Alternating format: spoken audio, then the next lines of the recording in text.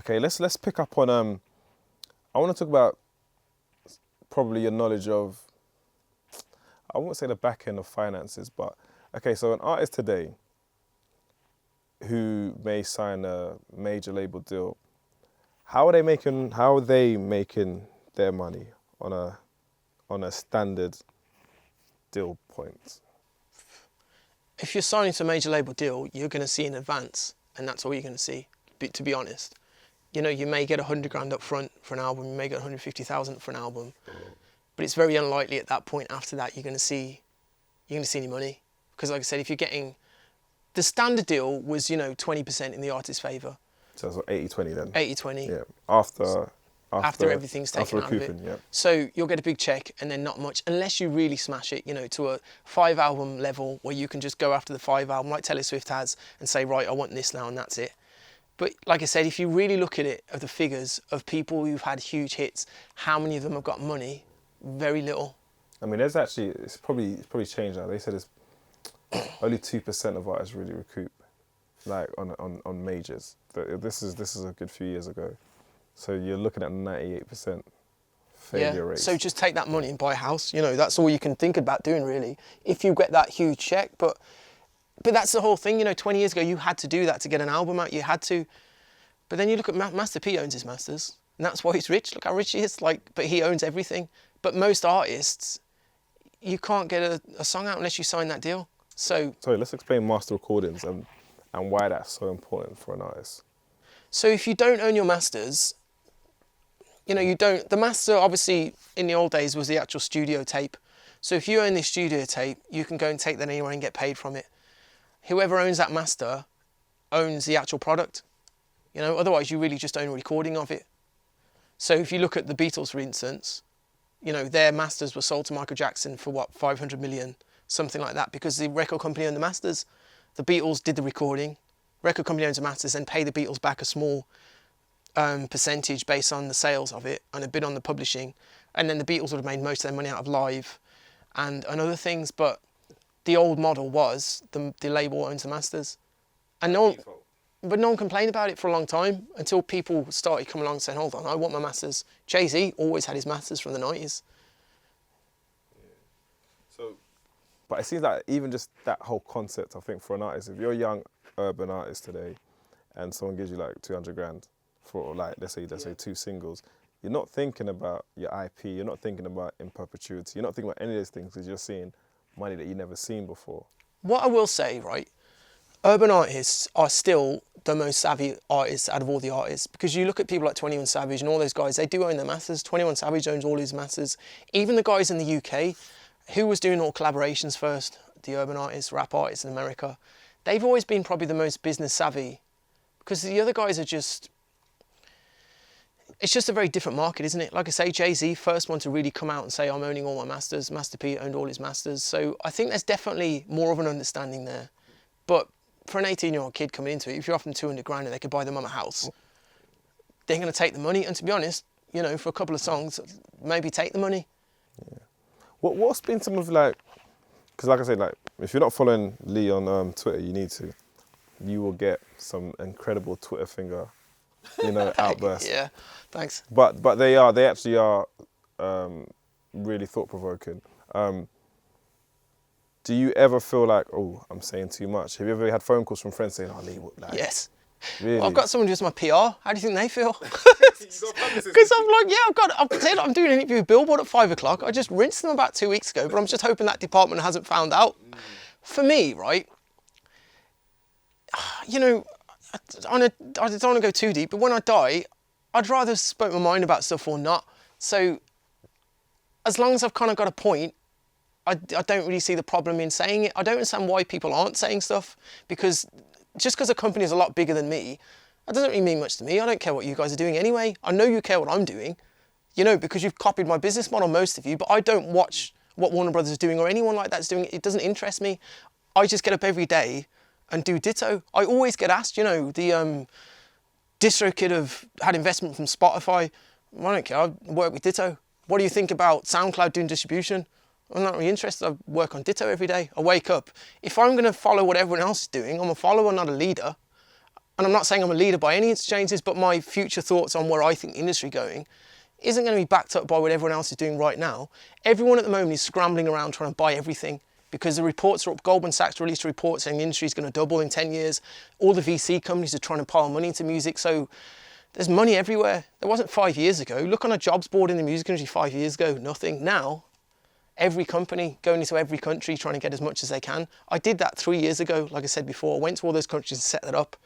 I'm not looking at that right now. I'm looking at the future and other stuff that I'm working on. I mean, double backing on, like, you're talking about going to India. Like, I remember about 3 years ago, one of my friends was telling me about the Desi scene and how big it was. And he was trying to create content in that space. And he was showing me a lot of the Instagram artists. And you start to see that they have a phenomenal, like audience. Like, that market there is crazy. And because the thing is with India, they've got unrecorded, over 1 billion people there. Like nearly, I think, a huge percent of those, nearly half, are under the age of 25. Now, up to the last few years, in all these countries, they didn't really have fast enough broadband or, mobiles, and, that it hadn't really caught up. But then if you look at it then, hold on, as if, mobile phones are definitely going to catch up. In every country, it's all going to be the same. So when I was looking at the time, it was like, you had YouTube videos doing millions of views. So it's obvious that at some point, the streaming aggregators are going to come in and try and capitalize on that. And now, Spotify just launched there. But, it's kind of, I don't know, India's a very difficult country to just go and negotiate with. You can't just go in and say, right, we're doing this now, everyone jump on board. Because there's already a setup there, there's already local aggregators, there's already local stores. Jio Mobile are a huge store in India. So it's kind of a bit late. If they'd done it 5 years ago, it'd have been easier. I mean, I'm sure they'll succeed. But to me, when I was building Ditto, same as now, it's like, I'm not going to look at the urban market and think, all right, I'll go and compete in that. We're doing loads of work in Peru at the moment, Venezuela, I've got loads of content coming through. I'm just kind of picking up the markets no one's really interested in right now, building those up while everyone does all that stuff over there, because over a long period of time, it'll catch up. How do you manage people, and how do you manage having so many, like, it's a global, but almost like decentralized, but a centralized way of thinking. How do you feed into all of that? Firstly, you got to get people, amazing people. All my staff, I think, are the best. Like when Matt Dodds came on as a manager, it wasn't my idea. Joe, who was, he's only been here 6 months, was like, I think it was his idea. But I'm always talking to him. I talk to all of them every day. But I said it's a family. We're all kind of doing it because A, we love music. That's the first bit. And we all kind of see a long-term goal between all of us. So if you have great staff, then it's easy. Honestly, it's not that stressful. I mean, if I sat there and worried about stuff, it might be, but I just look at the future, man. That's why I said, that's why we did all the grind stuff when no one was interested in it. It wasn't because there was loads of money in it. It's just, we loved it. And, we still do, and we still love all the kind of new music coming through. And I just make sure I take on staff who feel like that, because if you take on the wrong staff, it really can, delay your progress really badly. Well, this sounds like cliche. What do you reckon is Ditto's biggest achievements been so far? For you personally, because I'm sure your brother may have either a similar or different opinion. It's kind of strange, man. Like I said, I've been doing this for so long. My biggest achievement really was getting a band in the chart when no one was doing that originally. And then I guess creating a long-term business out of that. I don't really look at it like that. Like, I've always kind of been fixated on getting to the next point, I guess. I guess even, honestly, even being on the table and competing, when an artist comes to me and being able to compete with a major label, is the biggest achievement, really. Especially if you saw our flat in Smethwick and said, they're going to go on to even have an office, you'd have laughed at me. Everyone did at the time. We were a joke for years when we started. And that's why, I say to artists, like we were saying before, I'm being slept on, no one's noticed. It's like, no one will. It doesn't matter. No one owes you anything to notice what you're doing. Work harder. That's all you can do. I ask artists this question a lot, but what kind of lessons have you learned, I guess, being the CEO, of your own company? What are some of the lessons that you've picked up over the years? Firstly, if you've got a long-term goal, That's just the most important thing. When we were sitting in that counter flat, wasn't bothered because I looked at everything right. I will be going here, here. This is what I need to do to get here. When I went out cleaning windows, I didn't think, oh, I love cleaning windows. It's like, I've got to do this today, so I'm going to do this. If you have a clear and concise long-term goal, you've got to measure it, right? So that's your long-term goal there, and you're here. If you move to London to, I'm going to start that again because I'm going to drop that. If that's your long-term goal there and you're here, everything that you do should be moving you towards that goal. Everything. So you're in Birmingham. Okay, well, I'm going to move to London because I think that's going to move my career forward. You move to London, you're there. All right, you get in a bad relationship, so you're not really practicing or doing much. That puts you back there. So you might as well have stayed in Birmingham, really. You move to London, you get a job, working 12 hours a day. You're not really working on your music. That takes you back again, really. If you make every decision towards your goal over a period of 10 years and don't let up, I promise you, you will make it. I promise you. Because I know, because I've been working 10 years and I've seen artists that do it. Shaldo, I remember, he's still working towards his goal every day. No one really rated him, but he just kept at it and kept at it until they had to. But what happens to most people, they get this far, well, no one's taking me seriously. They get to like 20, I remember, being a window cleaner. I was signed to a label, knocking on my friend's door, trying to get money off them, cleaning their windows. And they had cars and stuff at the time. But if I'd have got into that trap, I'd have taken a job I didn't want to earn a bit more money. I'd have got the car, I'd have done this, and I'd have sacrificed what my long-term dream was. I've always been really happy, not really having money at that point because it didn't matter. If you want to be rich, you really have to get used to being broke for a long period of time. There's so many people I speak to, that won't, I don't like my job, I'll get another one. I don't really want to take a cut in salary. My friend's girlfriend, she was like, she had a job she hated for 15 years. That's a long time to hate a job. A long time to hate a job. And why don't you try and get another job? Well, if I go for an interview, they might sack me. But you hate the job. I don't understand. What are you doing there? Like I said, I wasn't a window cleaner. It was like the only job I could get. I could have got another job, but it just gave me enough time to do what my actual goal was of something else. I spent everything I've done at Ditto, man. It's just for a long-term progression. When we're saying today, why don't you go and get in a bidding war with this artist? Because that doesn't take me towards what my long-term goal is. That's just, going to take me towards maybe in 12 months going to the Music Week Awards and saying I've had so-and-so. It doesn't really matter. I'm looking at 5 years into growing Ditto into a huge worldwide label.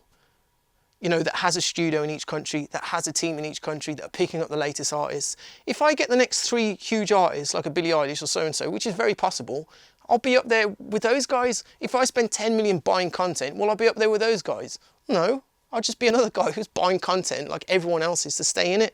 The future is in finding artists, developing them, and offering them a chance to be a partner, not someone who works for you, not someone who, is resentful because you ripped them off because they're never getting a check. And, you look at TLC and they're at the Grammys and they turn up in an old car because their label bought them a car and gave them no money. Who does that to people? Anyway, that's what I don't understand coming into it from being a musician, because I saw it on this side. You don't have to treat people badly to make money. I can make a great living and give my artists a partnership with me and them, and we can both be successful. And that's what my main goal is, man. If you think long-term about everything, think long-term about relationships, think long-term about your job, think long-term about everything you do, and I promise you, you'll make less mistakes. Because I've made loads of mistakes, man. Everyone has. Where do you think we are with the urban scene currently? Because it feels like the labels have got their checkbook out and they're signing acts, but ultimately, I think this is the year for me personally where we've got to see what these albums really are selling. You're 100% right. Because it's not even the sales, right? At the moment, I could, if I get the old microphone back out, I don't think anyone would be interested. But if a guy can come on, get a few streams and a label will get their checkbook out, who is going to make that album that everyone's going to remember, like a De La Soul album or a Jay-Z album? Who's going to make that album and spend 12 months creating something amazing that is so different to everyone else? And who are the artists that are going to say, hold on, I can get 10 grand here, I can go and make a video, I can sell my hometown show out, I can put a billboard up? That's great. There's nothing wrong with that. But when you go to the rest of the world, no one knows. I have an office in Medellin and I go there a lot, and J Balvin was a busker there. you know, just a busker. Now he's the biggest artist in the world. He does not know who any of our urban acts are. And people in Medellin on the street don't know who your urban acts are. When a guy from Ditto started working for us, I took him there because I just wanted, he's our head of urban. I just said, look, I want you to see what these guys are doing here is very localized. Who's going to be the next person to come out and break it out worldwide? That's who we're going to talk about. Whoever comes in with a brain and the forward thinking, you know, Dave definitely is going to be up there. His album definitely has taken a long time to do. He's put a lot of effort into it. And that's why he stands out so much, you know, at the moment. And I'm not knocking it because I love all the music coming out. But, you know, you've had a hit. Let's think long term now and let's build something really good. And I think that's what I want to help with. I mean, this whole short-term thinking is it's something I think a lot of the artists don't look to. They think that when they get the deal, like, you know, we've seen all the pictures where like you're what's it, that you're with the label. We've seen on Instagram 1,000 times. They're popping champagne, and then they write a caption like, "Oh my gosh!" Like, oh no, like it's like I'm like, this is not the start. Signing, it's the end. yeah, this is not. This is not even a part that you should even be publicly making out. Like, I did it. You did nothing. Yeah. The work hasn't started. You haven't even recouped yet. So the reason, right, I bash labels so much is because they do stuff to me. Firstly, you know, that I don't like, and it's like I posted an image on Instagram with me and a Ditto artist, and said I just want to shout out all these guys because, you know, they're working really hard. A certain label phoned all of those guys up the next day and offered them a deal. Now, they didn't know what their music was like, had no interest in them until the point where I posted about them and they thought, well, they must be doing well, they're on Ditto, let's offer them a deal. Because they all told me the same thing. I think you're a visionary now. Thank you. You're a visionary, but it's almost like what they say, it's like, oh no, this is the reverse, but they say if someone's lazy, put them in a certain position because they're going to find the quickest way to figure something out. You're obviously not lazy, but you figured a lot of things out. So it's like, I think the lazy mentality would be like, just follow whoever least following. Yeah, true. Must be something. Because they're not willing to do the same work. And that's their A&R process. It's like, because Ditto have had, you know, people like Stormzy views them, all this stuff. Everything that comes to there, we'll just sign now. Okay, we can't sign them now, let's buy them. Oh, they're not interested in buying them. We'll build the exact same site, which they've done. No one's using it, why not? Because people aren't just going to go and use your website, because that's really arrogant to say. You know, you can just create my whole business model and people use it. But okay, does that offend you that people are really just trying to like rip off? Yes, that's why I'm always on Twitter about it. Because some people say like some people say it's like it's flattery, and I'm of the thing like I'm like, nah, you're trying to think. You're 10 years too late. Why didn't you offer me a deal before? Why didn't you show any interest in what I was doing before? You're the guys who tried to sue Napster for 10 years. Someone came in 99, invented the best peer-to-peer system for anyone getting music. Any visionary or someone with a think, hold on, that's good. Why don't we just try and monetize that? Like Spotify did, by the way, you know, while the major labels weren't doing anything, and then they took shares of Spotify, and now who owns who? Who's more powerful, Spotify or the majors? Very, you know, but that could have been them. If they'd have come in 99 and said, why don't we just create a peer-to-peer system or charge a subscription? It might take 5 years to take off, but we'll do it. No, let's try and sue them. Let's stop the internet. That worked out. I saw in one of your posts that you okay, let me get this right. If I made a mistake, please forgive me. It was like, you can come into our shop, have a coffee, and possibly be paid to do a gig there. Like that, just even hearing that doesn't even sound humanely possible with the way the music industry is. But like, just explain to us that even just why you even have things like that within your business. Well, firstly, I love coffee, but it's the same. Everyone, why are you setting a coffee shop up? I love coffee, and then, you know, it gives me more of an outreach to artists. They can come and play in there. It's a nice community. It's all full of music. We sell vinyl in there. You know, it's not going to make me a billionaire, but I like coffee and I like music. So, you know, we spent time doing that, and I'm putting a big one in Manchester that's got a big stage on there so we can have bigger acts play. I mean, you know, that's something that over the next 10 years I'm going to grow. Another thing I'm going to grow over 10 years. You know, that came out the same week as Spotify invested in DistroKid, so it's very small compared to that. But to me, you know, why you want to invest? You're all buying everything. You know, if you look at music business world every day, so and so just bought this person, so and so have just done this, so and so have done this. Man, I did all my thinking about 3 years ago on this, and I'm committed to where I'm going with it, and that's it. So as of now, I mean, things that you obviously is not to give your blueprint away, but as you said, you're not just going to be focusing on the distribution anymore. So how does the business evolve in the next like 18 to 24 months? Sure. Distribution is an amazing floor model because you get all the acts early. What I want is anyone who comes to Ditto, whether it be, you know, a huge artist or a tiny artist, now have exactly the right tools to take them through a career and have a good career and not get ripped off. And that's it really. So they start here. Maybe I want to manage them. Maybe they'll come through the management company. Maybe they'll need, you know, to go in the studio and use the studio. You know, maybe they want to go and play in my coffee shop. I don't know. But I'll make sure I've got all the tools to follow them so I can have some huge major acts. And I guarantee we will have some, you know, over the next, it might take 2 years, but I'm developing stuff now. Like I said, I signed someone with 39 monthly listeners. No one's, I guarantee no one was after him.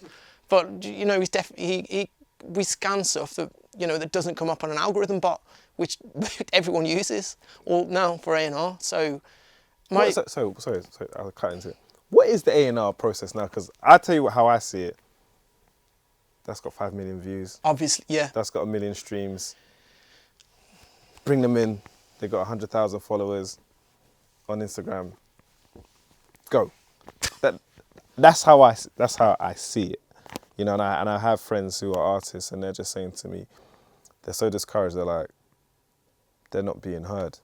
Like people, because I don't have as many followers or streams or that they're not willing to listen or pay attention. So, what do you see as the A&R process now today? I guess I mean, you know. And also in comparison to what Ditto's A&R process is now. My A&R process is obviously, first it's got a big advantage because I have everyone come in from their first release. You know, if you look at someone like Sam Smith, we released his first ever album on Ditto. So I have that. And as I was saying before, that's the reason labels, you know, the majors want my kind of model. It's not to make anything, it's just because they can get those artists first.